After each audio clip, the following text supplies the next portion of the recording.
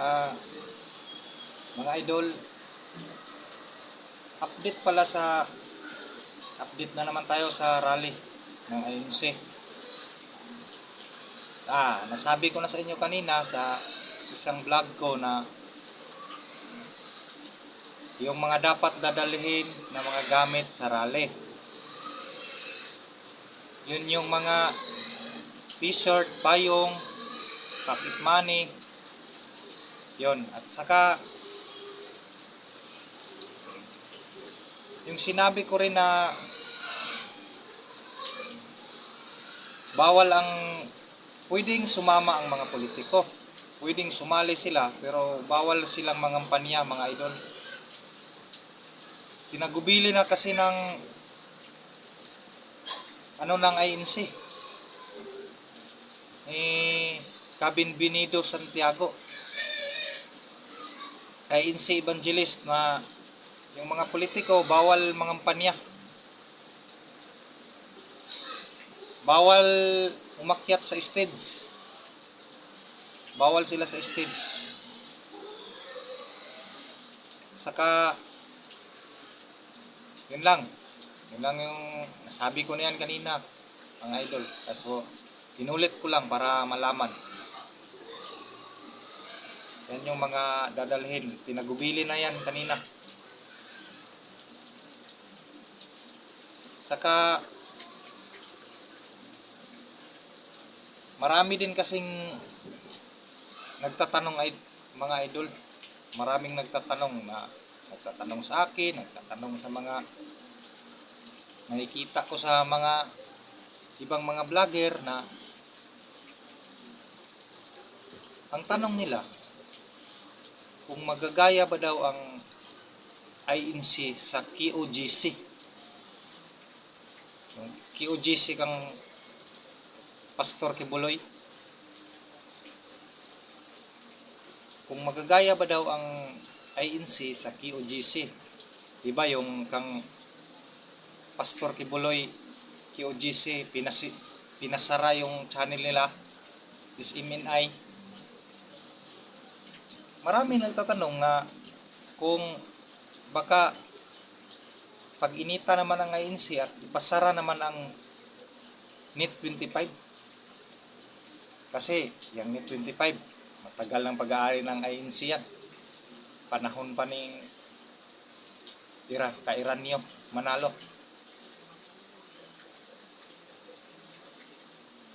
Maraming nagtatanong na magaya ba daw sa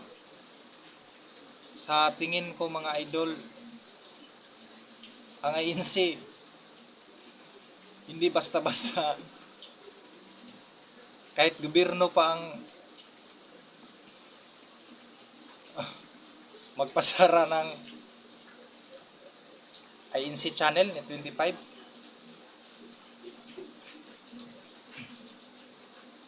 Malabo, mga idol. At saka malayong malayo talaga, kasi si Pastor Kibuloy may mga kasong kinakaharap. Diba, may mga kaso siyang kinakaharap. Yung mga kaso, child abuse, etc. etc. Maraming kaso siya.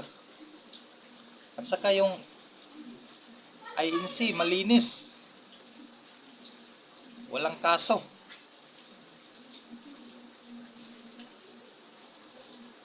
Anong igagawa nilang kaso sa INC? At saka alam nyo, mga idol, hindi basta-bastang relihiyon ng INC. Mas makapangyarihan pa sa relihiyon ng Katoliko yan. Kasi yung Katoliko, marami sila, pero hindi sila nagkakaisa. Ang sikreto talaga, idol, kaya malakas ang INC, ang sikreto nila, dahil nagkakaisa sila.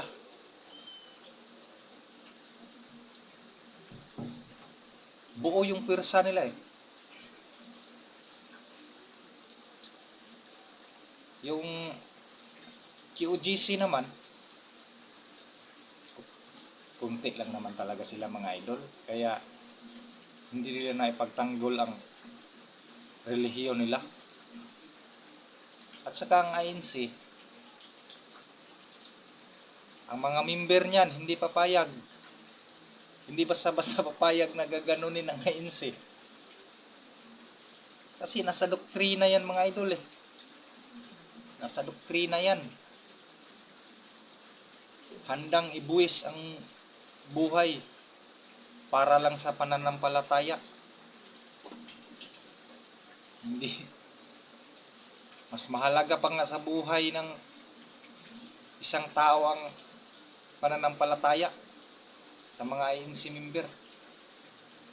Yan ang prinsipyo nila mga idol. Kaya sa nagsasabi dyan na ang INC magagaya sa KOJC, nagkakamali sila. Malabong malabo.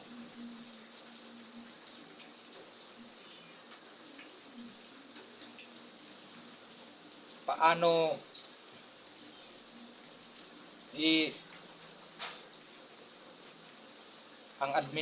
ang gobyerno natin ngayon, ang administrasyon natin ngayon, 2028 lang yan, hanggang 2028 lang yan.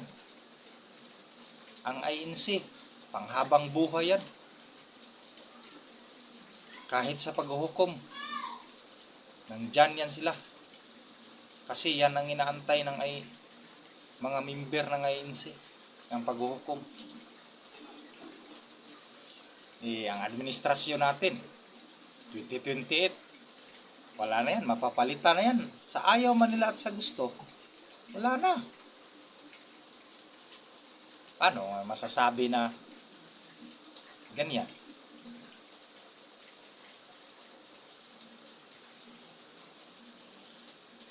Kaya, liwanagin ko lang ha, sa mga nagtatanong na ang INC, kung magagaya ba sa KOJC, malabong malabo. Baka mabaliktad kung pag-initan ng gobyerno ang INC. Baka ang gobyerno pang baka mabaliktad. Ayaw ko lang sabihin. Hindi ko lang sasabihin. Yan. At shout out pala ako sa aking mga subscriber. Kaunting subscriber. Ganito lang, karami. Bago pa kasi ako nagsimula mga idol. Nagkakabulol-bulol pa nga ako kasi bago pa lang kasi ako nagsimula. Pero pag suportahan ninyo ako mga idol, marami kayong matututunan sa akin. Kasi walang fake news. Fake news.